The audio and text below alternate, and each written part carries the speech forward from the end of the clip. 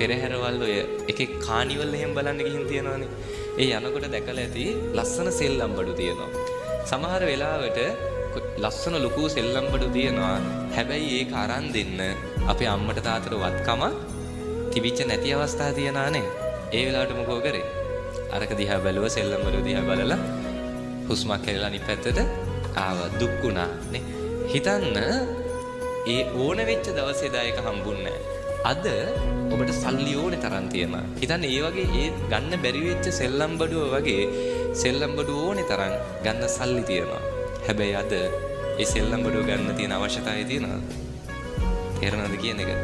අපේ ජීවිතේ දේවල් අවශ්‍ය වෙන කාල තියෙනවා නේ. ඒ කාලවල සතුටින් ඉන්න. පැහැදිලිද?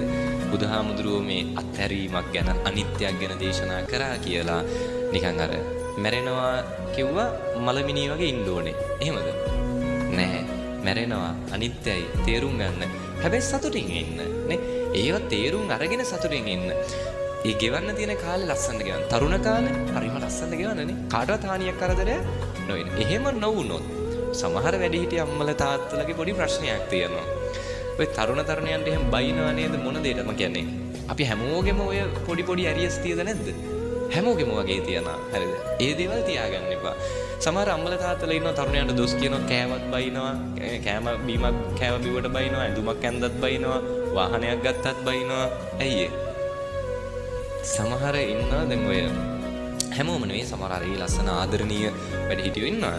සමහරු ඉන්නවා යාලා තරුණ කාලේ ජීවිතේ මැදි වයසේ ඕනේ තරම් හම්බ කරා. සමහර වෙලාවට අර මැරෙන නිසා කෑව මිසක, මැරෙන්න බැරි නිසා කෑව බිව්ව මිසක, විලිවහ ගන්න ඕනෙම නිසා ඇඳුමක් ඇඳ මිසක ජීවිතේ අර ගත කරන්න ඕනේ කාලේ සතුටින් ගත කරන්නේ නැතුව හැමදේම එකතු කරගෙන, හැමදේම හිර කරගෙන නේ, හැමදේම වෙනම තමන්ගේ කරගෙන එකතු කරගෙන තියාගෙන ජීවිතේ විඳින්නේ නැතුව වයසට ගියපු සමහරව ඉන්නානේ. එහෙම ඉන්න අයට බලන්න වයසට ගියන් පස්සේ ඕනේ තරම් සල්ලි තියනවා. ඉඩම් අක්කර ගණන් තියනවා. හැබැයි තරුණ කාලේ පොඩි කාලේ සෙල්ලම් බඩුව ගත්තේ නෑ වගේනේ. හරිද? වයසට ගියන් පස්සේ සල්ලි කොච්චර තිබුණත් තරුණ කාලේ ඇඳ පැළඳපු විදිහට අඳින්න පළඳින්න පුළුවන්ද? නෑ. ඒ නිසා එහෙම අඳින පළඳින තරුණයිට අපි බයිනවද නැද්ද? බයිනව බලන්නකො දැන් ඉන්නේ උන් අඳින ඇඳුම්.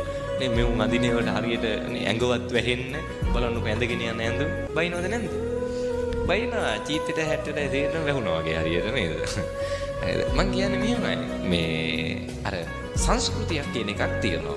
ඕක විශේෂයෙන් මේ වර්තමානයේ අපි සත්ත පහකට ගණන් ගන්න නැතුව මේ අතහැරලා දාලා තියෙන එකක් තමයි සංස්කෘතිය, සම්ප්‍රදාය. මතක තියාගන්න. සංස්කෘතියට